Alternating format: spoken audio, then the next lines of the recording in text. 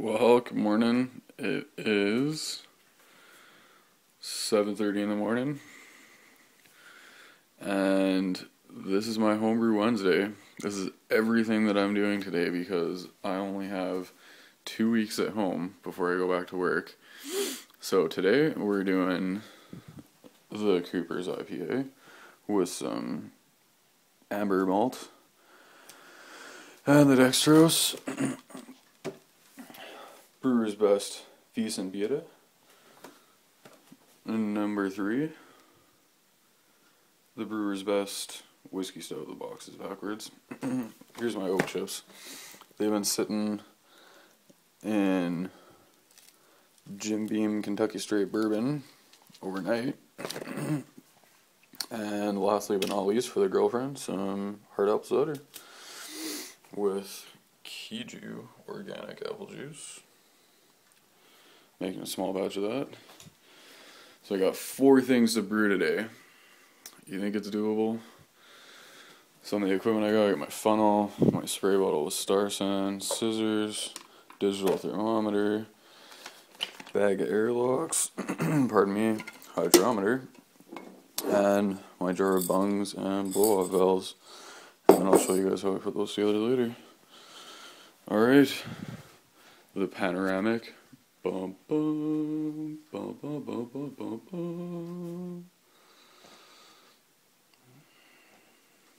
Alright, let's get to work. Alright, it is hella early still. It's like, I don't know, 7:45 or something like that. Listening to some blues. And got the first set of brew on the go. Decided to go with the Cooper's IPA first. Got that warming up in the sink. And the water on the boil. 1 minute to 8 o'clock in the morning. Let's see what we got here. Brewmaster.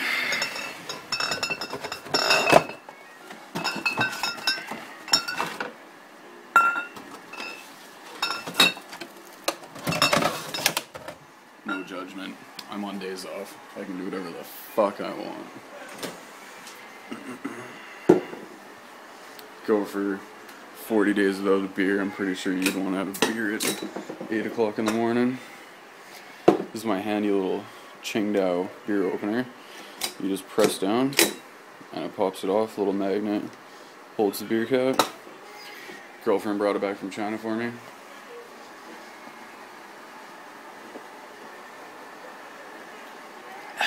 Yep. That's how we do it in Canada. Okanagan Spring Brewmasters. Color rating of 9. Standard 340ml bottle. Recommends you store at 10 to 12 degrees Celsius. 5.0 ABV.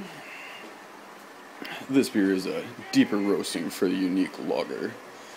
Dark and chocolate roasted malts give you the dark beer you're looking for, and our own brewmaster's secret makes it a crisp tasting lager for all those who love their dark beer but still enjoy a refreshing, clean taste. A distinctive blend of roasted and dark chocolate malts with a crisp lager taste. Okanagan Spring, baby. Alright, I'll get back at you. This shit's about to boil.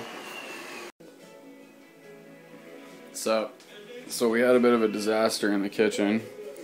I got a lot of oxygen into that carboy when I was pouring it through the funnel, like the wort. It's 9 o'clock in the morning now. Finished the Cooper's IPA. Got that all done. It was a fucking disaster in the kitchen. Finished my breakfast beer. My shit from work, still need to unpack. And this is the brewed engine. There's the IPA right there. And this is my blow-off valve system with 1-inch PVC 90-degree elbows, 2 of them. And this is some food grade tube with my airlock, and it comes up here, goes down into the jar, And that's how she works. So that's the IPA. Sitting in the brew dungeon, which is really like a hole in a prison. Solitary. But it gets some company. We'll have 3 more carboys in there. And a gallon of hard apple cider. Chilling in there eventually. Alright. Time to get back to work. Peace. What's up? So, I had to run out, get my fade did, look all sharp for New Year's Eve, you know what I'm saying? Anyway, I took a break, went and got some breakfast. That breakfast beer kind of didn't cut it. So I hit up Tim Ho's and got a sandwich and some coffee. But the main reason I left, other than the haircut and food, is I had to get a spray bottle so that I could do the Brewer's Best Beta. And I know that when you add hops, they tend to kind of bubble up quite nicely, and it's handy to have the spray bottle. So I'm going to sanitize this, and I'm going to get to work on brewing the Beta, yeah? Alright, I'll get back at you in a bit. What's up? Alright, so I got the water on the boil, just about ready. And I just wanted to show the hops and stuff that I got in this box of Brewer's Best. So we got the Mount Hood for aroma hops, which is a ½ ounce. And for bittering, the first hop edition, we have the also Mount Hood bittering hops, and it's an alpha acid content of 5.5%, and that's a full ounce. And the yeast that comes with it is Lallemand Munich Wheat Bitter Yeast by Danstar, and I guess I have to rehydrate it because it seems quite hard, so I'm going to rehydrate it at 30 degrees in 100 mils of water, and then add that when it's time. So that's what we're doing right now. Alright, next. What's up? Alright, the kitchen is a disaster. But that's what happens when you brew 4 batches of beer, 3 beer, 1 cider in a day. So I finished 2. We're doing the cider right now. So what I'm going to do is I got some Kiju organic 100% pure juice, no sugar added. Says right on the box. Ingredients: filtered water, concentrated organic apple juice, and vitamin C.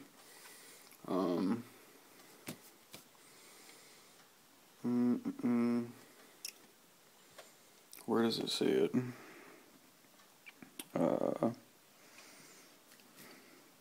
This is straight pasteurized. There's no preservatives in here whatsoever. No preservatives.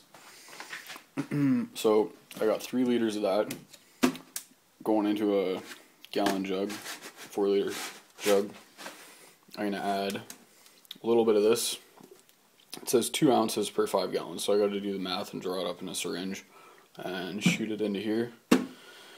And I got my wine yeast, and I got some dextrose. So I'm gonna add about a cup of dextrose to that and take an original gravity reading, see what it's at. Maybe I'll add a little less, maybe add a little water. We'll see. But that's what we're doing now. Cider. Round motherfucking 4. So I had to go out, eat some dinner, drink a beer, and get some more RO water for the last batch, which is the Brewer's Best Whiskey Barrel Stout. And these are smelling lovely, probably. Oh, Jim Beam. Yeah. I love bourbon.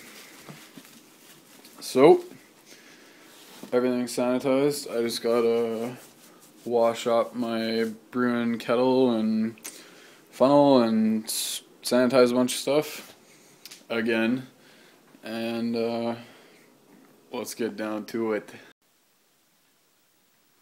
Well, day's finally over. Finished about 2 hours ago, all the brewing that I had to do.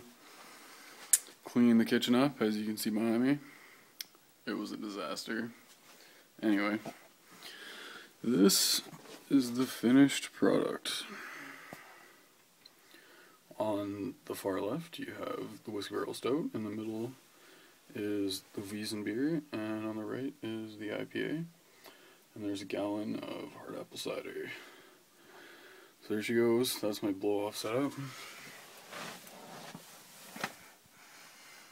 As you can see, the IPA is just bubbling away, foaming down in the jar.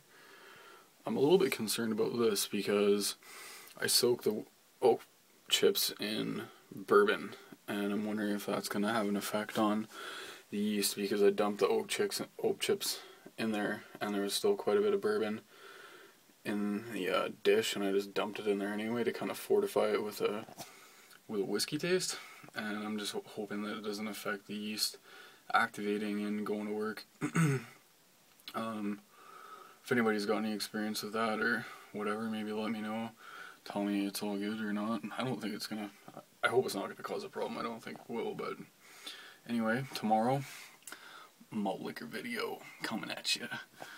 Once again, the brew in the pit, the hole.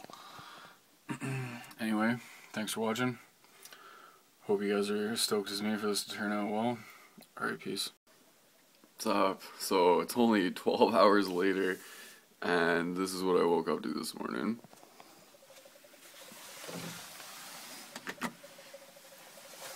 Like, holy fuck. Just going ape shit. Like, my IPA is going balls deep right now. Look at that. Like, all three of them just... I was worried about that stout, but clearly I don't need to worry. Anyway, I need to deal with this overflow action. Crazy.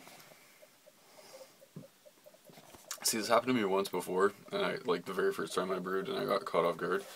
And now every time I brew, straight up blow off valve to start, like no fucking around. And my cider seems to be going pretty hard too. Yeast action.